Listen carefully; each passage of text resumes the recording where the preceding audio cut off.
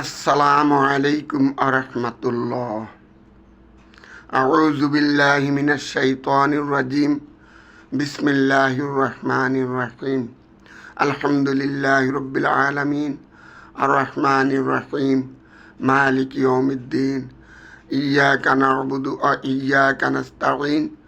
ইহদিনাস সিরাতাল মুস্তাকিম সিরাতাল লাযীনা আন'আমতা আলাইহিম গায়রিল মাগদুবি আলাইহিম ওয়ালাদ-দাল্লিন। আমিন। সকল প্রশংসা জগৎসমূহের প্রতিপালক আল্লাহর জন্য। আল্লাহর রাসূল সাল্লাল্লাহু আলাইহি সাল্লামের উপর দরুদ ও সালাম। বর্তমান সময়ে আমরা দেখতে পাই নেশা এবং জুয়া সমাজে ক্যান্সারের মতোই মারাত্মক আকার ধারণ করেছে। এই দুটি সমাজকে দিন দিন ধ্বংসের দিকে নিয়ে যাচ্ছে। এগুলির ক্ষতিকর দিক নিয়ে আল কোরআনের আলোকে আলোচনা করার চেষ্টা করব ইনশাআল্লাহ।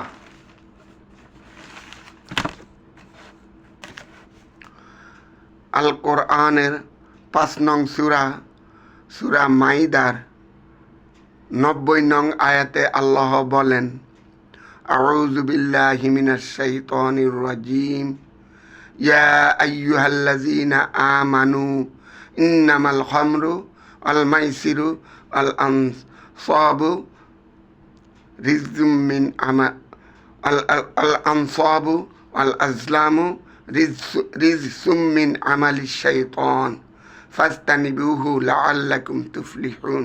অর্থাৎ, হে ঈমানদারগণ, নিশ্চয়ই মদ, জুয়া, মূর্তি ও ভাগ্য নির্ধারক তীর এগুলি অপবিত্র ও ঘৃণিত শয়তানের কাজ।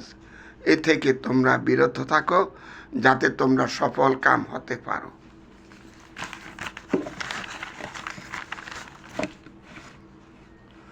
মদ বা খামর হলো ওই সমস্ত দ্রব্য যা মানুষের স্বাভাবিক বিবেক বুদ্ধি লোপ করে এবং মানুষকে নেশাগ্রস্ত করে তোলে।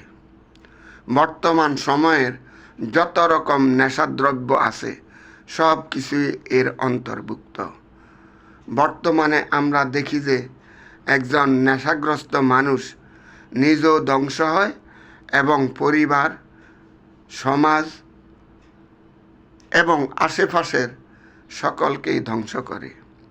স্বামী স্ত্রীর কলহ, বিবাদ এবং সংসারে ভাঙ্গন, পিতার হাতে পুত্র খুন, পুত্রের হাতে পিতা বা মাতা খুন ইত্যাদি ঘটনা হর হামেশাই ঘটে। নেশা ও জুয়ার কারণে বর্তমানে অনলাইন জুয়ায়ও নেশার মতোই ভয়াবহ আকার ধারণ করেছে। অনলাইন জুয়ার কারণে অনেকে লক্ষ লক্ষ টাকা হারিয়ে পথে বসেছে, এমনকি পরিশেষে আত্মহত্যার পথও অনেকেই বেছে নিয়েছে। নেশা এবং জুয়া পরিবার, সংসার এমনকি সমাজকেও ধ্বংসের দিকে নিয়ে যাচ্ছে। একজন নেশাগ্রস্ত মানুষের যখন নেশার ভূত মাথায় চাপে তখন তার কোনো হিতাহিত জ্ঞান থাকে না। সে তার আশেপাশের কাউকেই চিনে না। সে অস্বাভাবিক আচরণ করে।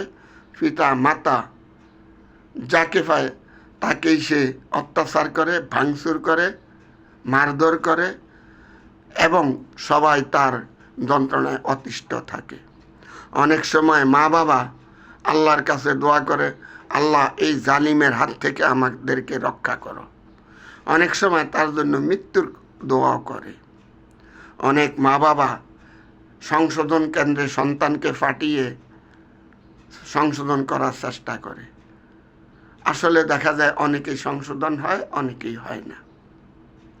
এতে মা বাবার যেমন আর্থিক ক্ষতি হয়, সামাজিকভাবে হেয় হয়, মানসিক অবস্থাও ধ্বংস হয়। অনেক সময় মানুষ বন্ধু বান্ধবের মাধ্যমেও উক্ত ক্ষতিকর নেশায় জড়িয়ে পড়ে। তাই বন্ধু বান্ধব নির্বাচনের সময় সাবধানতা অবলম্বন করা উচিত। একটি হাদিসে আছে, আল মারউ আলা দীনি খালিলিহি ফালইয়ানজুর আহাদুকুম মাইয়ু খালিল। অর্থাৎ মানুষ তার বন্ধুর স্বভাব দ্বারা পরিচালিত হয়। সুতরাং বন্ধুত্ব করার সময় দেখা উচিত কে তোমার বন্ধু, অর্থাৎ দেখে শুনে বন্ধুত্ব করা উচিত। আজ দেখা যায় অনেকেই নেশা এবং জুয়ার টাকা সংগ্রহ করার জন্য ছিনতাই, চাঁদাবাজি, ডাকাতি, চুরি ইত্যাদি জঘন্য কাজে জড়িয়ে পড়ছে। অনেক সময় টাকার জন্য পরিবারকে অত্যাচার করে এবং মা বাবাকে মারধর করে, ফলে পরিবার হয়ে ওঠে জাহান্নাম। আমরা সবাই সচেতন হই এবং কোরআনের উক্ত আয়াতকে অনুসরণ করে এই সমস্ত জঘন্য কাজ থেকে বিরত থাকি এবং সন্তানের প্রতি সজাগ দৃষ্টি রাখি, যাতে সন্তান খারাপ পথে যেতে না পারে। আর আল্লাহর কাছে দোয়া করি, আল্লাহ যেন সবাইকে এই জঘন্য কাজ থেকে বিরত থাকার তৌফিক দান করেন। আমিন। আমার যতটুকু ক্ষমতা তা আল্লাহর পক্ষ থেকে প্রাপ্ত, কারণ আল্লাহর ইচ্ছা ছাড়া কেউ কোনো কিছু আয়ত্ত করতে পারে না। আমার আলোচনায় যদি কোনো ভুল ত্রুটি হয়ে থাকে তাহলে ক্ষমা সুন্দর দৃষ্টিতে দেখবেন। আর যদি কোন চ্যানেলটি ভালো লাগে সাবস্ক্রাইব করে লাইক শেয়ার করে অন্যকে দেখার সুযোগ করে দিন, যাতে মানুষ উক্ত তথ্য জানার মাধ্যমে উপকৃত হতে পারে। আল্লাহ আমাদের সবাইকে সঠিক পথে চলার তৌফিক দান করুন। আমিন।